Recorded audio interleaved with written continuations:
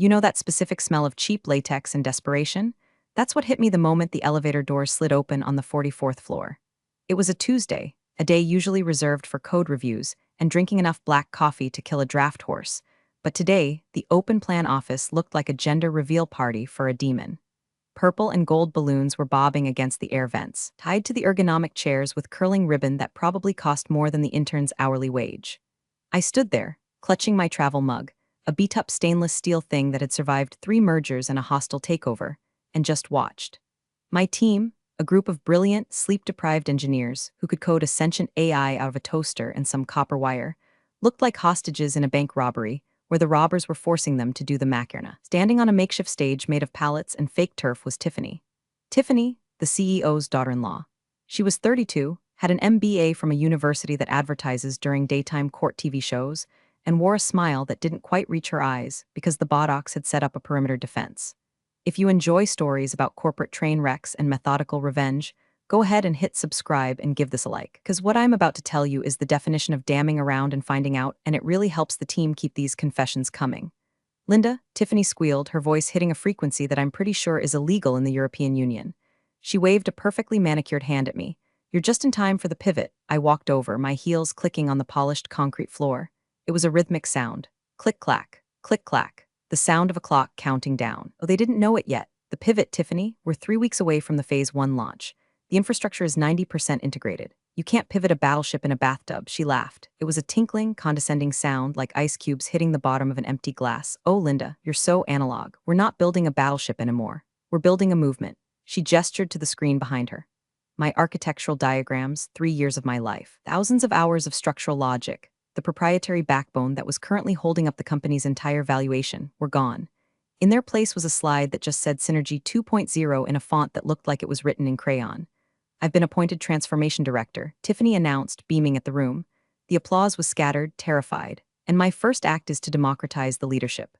Linda, you've done a sturdy job, really. But we need fresh eyes. We need digital natives. She pointed to a kid standing next to the ficus plant. Braden. Braden was 23. Braden wore loafers without socks and once asked me if SQL was the sequel to a movie he hadn't seen. Braden will be taking over as lead architect for the final rollout, Tiffany said. The silence that followed was heavy. It had mass. My lead engineer, Marcus, looked at me, his eyes wide, silently begging me to scream, to throw a chair, to do something. But I didn't scream. I'm a systems architect. I don't deal in chaos. I deal in logic gates. And the logic here was flawed, but the contract was absolute. Braden, I said, my voice dead calm. Do you know what the load balancer latency threshold is for the primary cluster? Braden blinked. Oh, we're going to move everything to the cloud, right? So 0? Right, I said, 0. I looked at Tiffany. She was glowing with the triumph of the incompetent. She thought she was clearing out the old guard. She thought she was winning. She had no idea she was pulling the pin on a grenade and tucking it into her designer handbag. So, Tiffany said, clasping her hands, I know this is a transition, Linda. We'll keep you on for 2 weeks to transfer knowledge. You can sit in the overflow cubicle near the bathrooms. It'll be quieter for you to write up the documentation for Braden. The disrespect was breathtaking. It was almost art. I set my travel mug down on the nearest desk. I reached into my purse. I didn't pull out a weapon, though in a just world I might have. I pulled out my badge. It was a heavy, magnetic key card that gave me access to the server rooms, the executive suites, and the hidden freight elevator. No need, I said. Tiffany tilted her head, like a golden retriever confused by a magic trick. Excuse me? I don't need 2 weeks, I said. I slid the badge across the table. It spun and stopped right at the edge, teetering. I resign, effective immediately. You can't just quit, Tiffany scoffed. We have a board meeting at 5 p.m. The investors are coming to see the demo. My father-in-law specifically said you needed to be there to answer the technical questions. Braden is the lead architect now, I said, smoothing down my blazer. He's a digital native. I'm sure he can explain the synergy. Linda stopped being dramatic, she snapped, her smile faltering for a microsecond. You're staying, that's an order. I looked at her. I looked at the balloons. I looked at the fear in my team's eyes. I'm not an employee anymore, Tiffany. I'm a civilian, and civilians don't take orders from transformation directors. I turned around. I could feel their eyes on my back. It felt like heat. Oh, I paused at the glass doors. Please tell your father-in-law that the 5 p.m. board meeting will be interesting. What does that mean? She demanded. I didn't answer. I just walked out. I didn't storm. I didn't slam the door. I walked with the steady, measured pace of a woman who knows exactly what time the bomb is set to go off and knows she has exactly enough time to get to a safe distance and pour a glass of wine. As I stepped into the elevator, I checked my watch. 9:15 a.m. The Atlas protocol, my life's work, had a heartbeat, and I had just stopped the pacemaker. Now, we just had to wait for the patient to realize they were dead. There is a specific kind of silence that exists in the suburbs of Northern Virginia at 11 o'clock a.m. on a Tuesday. It's the silence of leaf blowers paused for lunch and Amazon delivery trucks idling at stop signs. It was a stark, beautiful contrast to the digital inferno I knew was currently raging 20 miles away in Tyson's Corner. I drove home in silence. No radio, no podcasts, just the hum of my engine and the settling of my nervous system. When I pulled into my driveway, I didn't go inside immediately. I stood by my hydrangea bushes. They were wilting slightly. I grabbed the hose. The cool water misting over the leaves felt like a baptism. I was washing away 3 years of corporate jargon, 3 years of circling back, and 3 years of fixing mistakes made by men who made triple my salary. My phone, which I had left on the passenger seat of my car, was lighting up like a disco floor. I didn't need to look at it to know what was happening. I could see the sequence of events in my mind like a compiled script. First, the gossip mill would churn. The engineers, Marcus, Sarah, David, be in a panic huddle in the break room. They knew. They were the only ones who actually understood the architecture. They knew that the Atlas system wasn't just a pile of code. It was a living ecosystem that required a specific biometric key to authorize changes. My key. By 10:30 a.m., Braden would have tried to log into the master admin console to change the color scheme for his Synergy presentation. He would have been met with a grayed-out screen. He wouldn't panic yet. He's young. He assumes every problem can be solved by refreshing the browser or asking ChatGPT. By 11 o'clock a.m., Tiffany would be getting annoyed. She'd be pacing around her office, demanding to know why the dashboard isn't popping. She'd tell Braden to just call Linda, and that's when the terror would start to creep in. I walked into my kitchen and made a sandwich. Turkey, Swiss, extra heavy on the mustard. I sat at my granite island and finally looked at my phone. 47 missed calls, 12 voicemails, a wall of text messages that looked like the frantic scribblings of a person buried alive. From Marcus, lead engineer, Linda, please pick up. Braden is trying to chmod the root directory. I can't stop him. He has admin privileges but no architectural clearance. It's going to trigger the lockout. From Tiffany, Linda, this is unprofessional. Pick up your phone. Need the password for the demo environment. Now. From Tiffany, 10 minutes later, I'm writing you up for insubordination. I chuckled. The sandwich tasted incredible. Writing up a non-employee for insubordination was exactly the kind of logic I expected from her.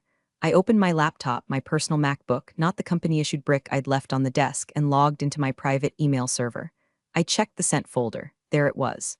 The resignation email. But it wasn't sent to HR. It wasn't sent to Tiffany. It was sent to a secure, encrypted escrow service that timestamped it and forwarded it to the board of directors' legal counsel, the external auditors, and the CEO's executive assistant. Timestamp, 6:59 a.m., 2 hours before Tiffany's little coronation ceremony. 2 hours before she fired me / demoted me / reassigned me. Why did this matter? Because in the state of Virginia, and specifically within the ironclad clauses of the contract I wrote, I wrote the technical scope of work, not legal. The timing of departure determined the custody of the intellectual property. If I had quit after she reassigned the project, it could be argued I was abandoning my post. But I had resigned before. I had resigned while I was still the sole authorized architect. I took a bite of a pickle, a jarring, sour crunch. I imagined HR frantically searching their inboxes. We don't have a resignation letter, the HR director would be saying, wiping sweat from her upper lip. Technically, she just walked out. Is that job abandonment? They were focusing on the wrong things. They were worried about employment law. They should have been worrying about copyright law. The phone rang again. It was the main office line. I let it ring. Then a text from Braden. From Braden, hey Linda, hope good. Quick Q, what's the login for the deep storage node? It's asking for 64 char key. Lol, thanks, lol, I whispered to the empty kitchen. I didn't reply. I wasn't being petty. Well, maybe 10% petty, but 90% of this was strategic. Any response from me could be construed as consulting work. If I helped them, even once, even with a single password, I would re-establish the employment link. I would validate their mess. Silence was my shield. Silence was my sword. I washed my plate. I dried it. I put it away. It was 1 o'clock p.m., 4 hours until the board meeting. 4 hours until the CEO, Richard, landed from his golf trip in Scotland. 4 hours until the $200 million question was asked, and the answer was a 404 error. I went to the living room and opened a book. A murder mystery. It felt appropriate. Except in my version, the body was a server farm, and the weapon was a clause on page 143. Back at the glass tower, the air conditioning was set to 68 degrees, but Gavin, the chief technology officer, was sweating through his bespoke Italian suit. Gavin was a man who had failed upward with the aerodynamic efficiency of a helium balloon. He knew buzzwords. He knew how to order expensive scotch. He did not, however, know how to build a distributed cloud architecture. I wasn't there, but I know exactly what was happening. I had worked with these people for 3 years. I knew their panic responses like I knew my own social security number. Gavin would be standing behind Braden's chair. Braden's chill vibes would have evaporated about an hour ago. Just bypass the authentication, Gavin would be barking, staring at a screen filled with cascading red text. We have the investor keys. Use the investor keys. I tried. Braden's voice would be cracking. It says invalid architectural sign-off. It says the system is in orphan mode. Orphan mode? Tiffany would snap, pacing the room. She'd have her phone in one hand, probably texting her husband, the CEO's son, to complain that I was being difficult. What the hell is orphan mode? Is that a bug? It's not a bug, Marcus, my lead engineer would finally say. Marcus was a good man, but he had a mortgage and twins in college. He didn't have the luxury of burning bridges. He was sitting in the corner, his head in his hands. It's a feature. Linda built it in year one. It prevents unauthorized takeovers.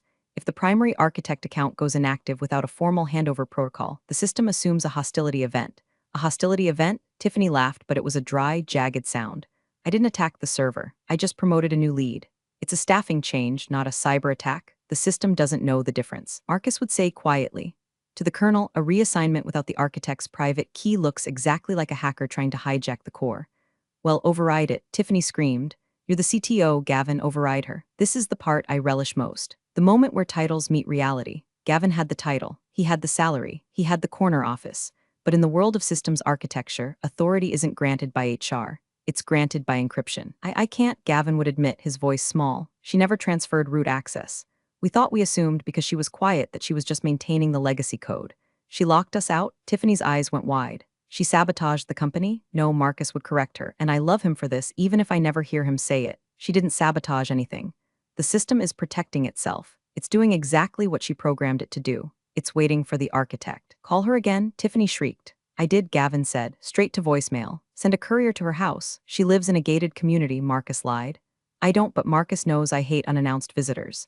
At 2:30 p.m., the first cracks in the facade appeared outside the IT department. The marketing team couldn't update the website. The sales team couldn't access the CRM. The internal chat servers started to lag. Atlas Protocol wasn't just the new project. It was the spine, and I had removed the vertebrae. Tiffany stormed out of the server room. I'm calling my father-in-law. Richard will fix this. He'll sue her into the ground. She'll be living in a cardboard box by Friday. She dialed Richard. Richard, the CEO, who was currently at 30,000 feet flying back on the corporate jet for the big meeting. I imagine the conversation was short. Richard, Linda has locked the system. She's holding us hostage. And Richard, who despite his nepotism actually understood the bottom line, would ask one question. Did you fire her? I repurposed her role. To streamline, did you fire her? She walked out. She quit. When this morning, right before the meeting, Richard would go silent. He knew I didn't do drama. If I walked out, the building was already on fire. Fix it, Richard would say, his voice cold. If the screens are blank when the investors walk in at 5 o'clock, Tiffany, being family, won't save you. Back in the server room, Braden was staring at the screen. The red text had changed. It was no longer scrolling. It was a single, static prompt. System lockdown imminent. Enter architect credentials or system will revert to base state in 120 minutes. What's base state? Braden whispered. Marcus looked up, his face pale. Factory settings. Empty. Blank slate. It deletes the data? No, Marcus said. It encrypts it and throws away the key. The clock on the wall ticked. 2:45 p.m. I turned the page of my book. The detective had just found a clue, a missing button. How trivial. The legal department was on the 12th floor. It smelled like mahogany and fear. At 4 p.m., 1 hour before the meeting, the head of legal, a shark named Sterling who wore suspenders unironically, screaming at 3 junior associates. Find the breach of contract. Sterling roared. She's an at-will employee. She has a fiduciary duty. If she maliciously encumbered company assets, we can have the sheriff drag her in here in handcuffs.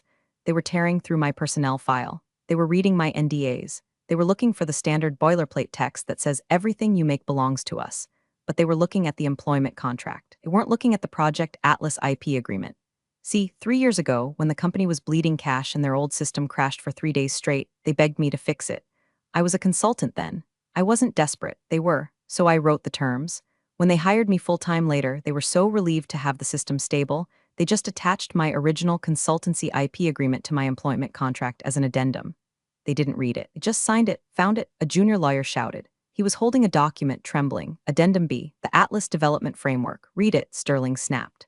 Clause 11.7, subsection C, the junior lawyer read, his voice wavering. In the event of project reassignment, demotion, or termination of the primary architect without a 60-day transitional period and written architectural sign-off. Get to the point. All external synchronization systems will automatically execute a protective freeze protocol. The room went silent. Protective freeze? Sterling whispered. What does that mean? It gets worse, the junior lawyer said. Subsection D. This protocol is designed to prevent intellectual property theft by unauthorized third parties. The system will revert to independent audit mode until the primary architect provides biometric unlocking. She licensed it to us, Sterling realized, sinking into his leather chair. She didn't sell it. She built it as a licensed tool, and the license is conditional on her supervision. Wait, Tiffany said. She had barged into the legal office, her mascara slightly smudged, so we just hire her back, offer her a bonus, double her salary, get her on the phone and tell her she can have the corner office. Sterling looked at Tiffany with pure loathing. It's not about the money, you idiot. Look at the timestamp on the lockout. They looked at the screen. The system had locked down at 9 a.m. She triggered this the second you announced the intern, Sterling said. She didn't do it from a keyboard. It was an automated dead man switch. If her badge didn't scan at the server room door by 12 p.m., the system assumed she was gone. So just hack it, Tiffany screamed. We can't, Sterling said. It's encrypted with a 256-bit key that rotates every minute. And legally, if we try to break the encryption, we are violating the Digital Millennium Copyright Act. She could sue us for triple damages. We're talking federal court. We're talking the SEC investigating why we're using unlicensed software to run our financials. 4:45 p.m. In the boardroom on the 50th floor, the waiters were pouring sparkling water. The expensive catered sandwiches were arranged on silver platters. The screens at the front of the room were gigantic, high-definition monsters. Currently, they were displaying a pulsating red logo, not the company logo, a lock icon, and underneath, in small, polite text, Contact Administrator. License suspended. Braden was in the boardroom, trying to connect his laptop to the HDMI, hoping that maybe, just maybe, if he ignored the server and just showed a PowerPoint, nobody would notice the live system was dead. It's just a glitch, Braden was muttering to the empty chairs. I'll just explain the vision. The elevator dinged. The investors were here. The sharks from the venture capital firm.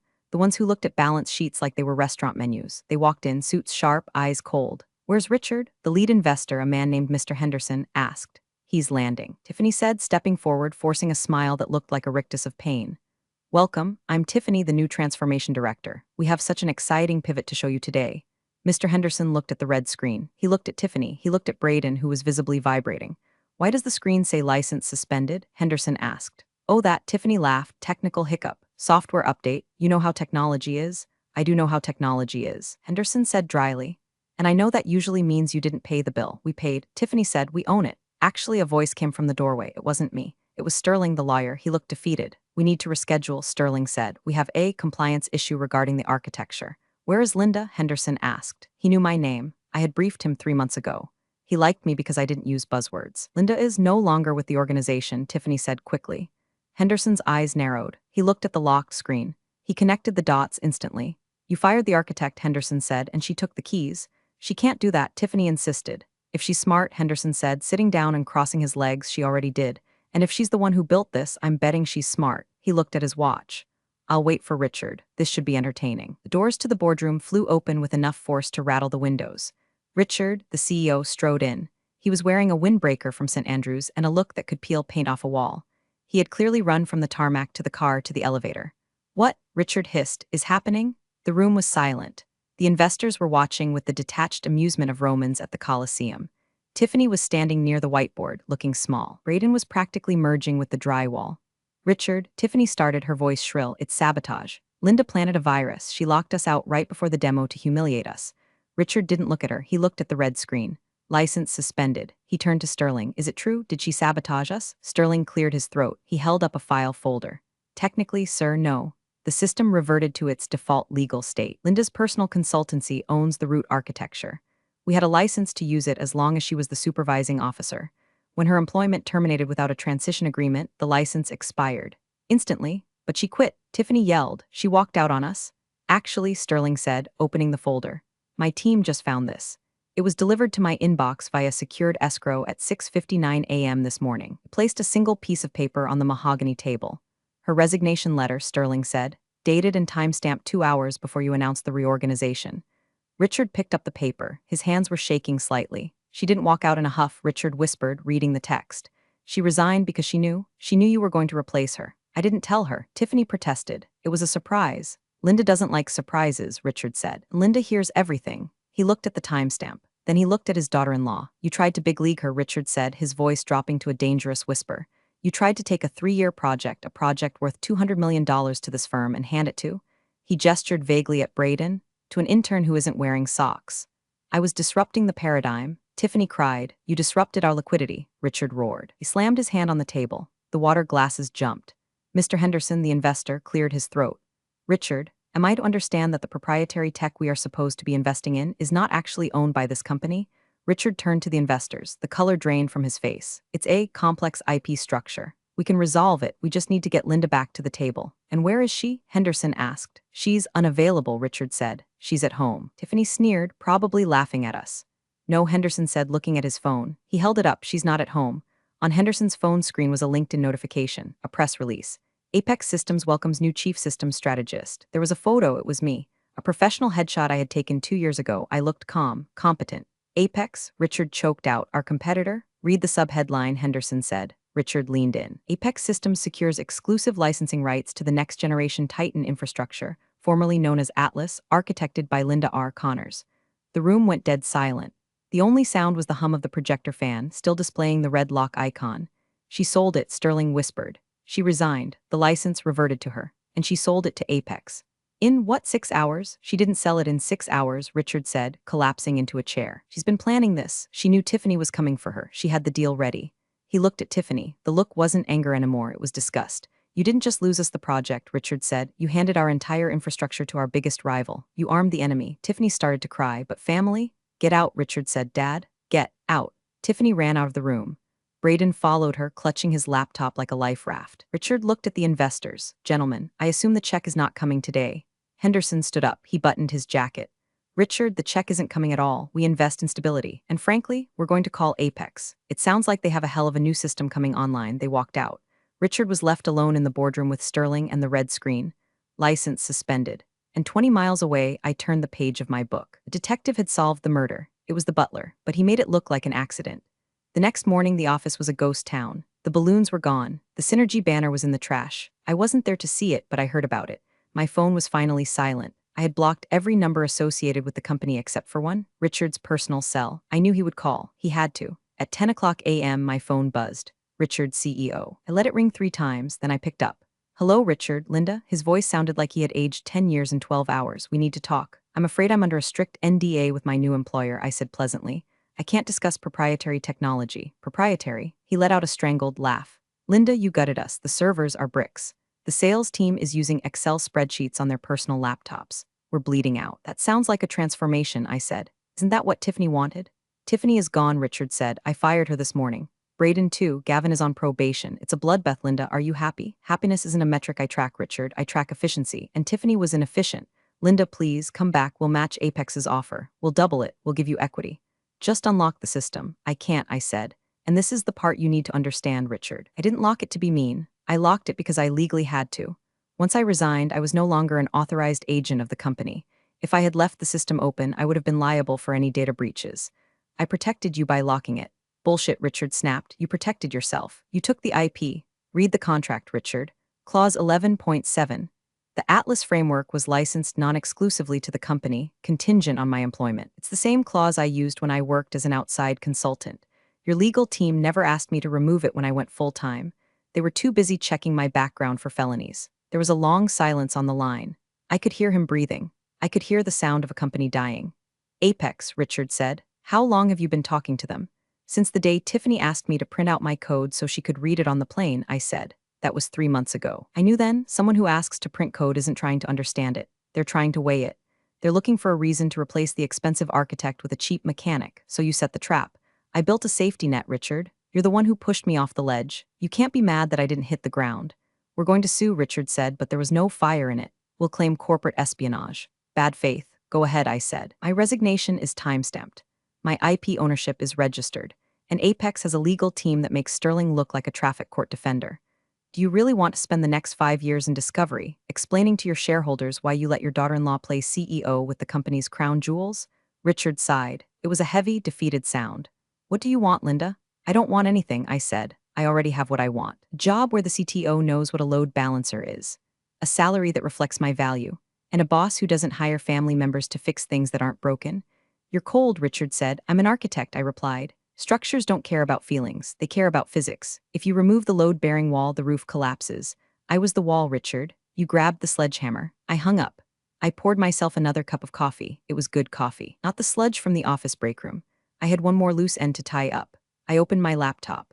I logged into the Atlas remote admin panel one last time, not to unlock it, oh no, but to send a message. I typed a single command. Display message, system migrated. Good luck with the Excel sheets. I hit enter, and then I deleted my admin key permanently.